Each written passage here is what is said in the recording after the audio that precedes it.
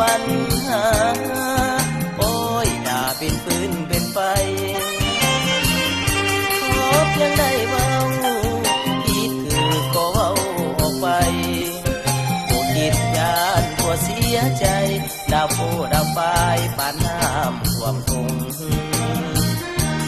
สามเมียหัวเบาคำเดียวแล้วโลอย่าหาว่าโกรธเหลือนั้นแม่เมียเว้าโมโหถูกหรือผิ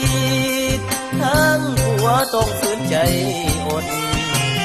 ย้อนบ่อยากประสนย่านฝดหอดบ้านหอดเมืองอดได้แล้วดี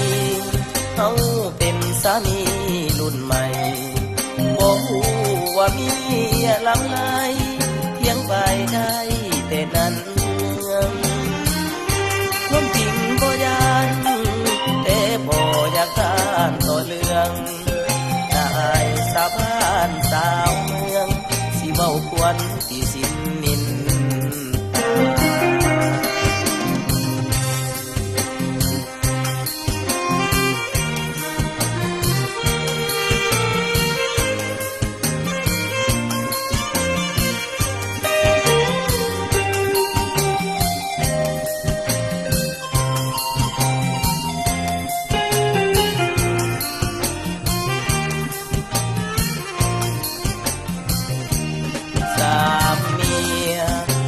เว้าคำเดียวแล้วโล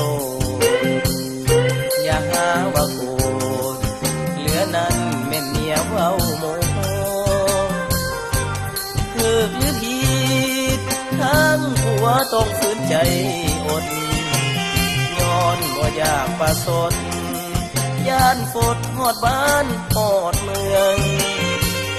อดได้แล้วดีเขาเป็นสามีรุ่นใหม่บ่ฮู้ว่ามีลำลายเพียงไปได้แต่นั้นความจริงบ่ยานแต่บ่อยากทานต่อเรื่องได้สาบานสาวเมืองสิเว้าควรที่สิน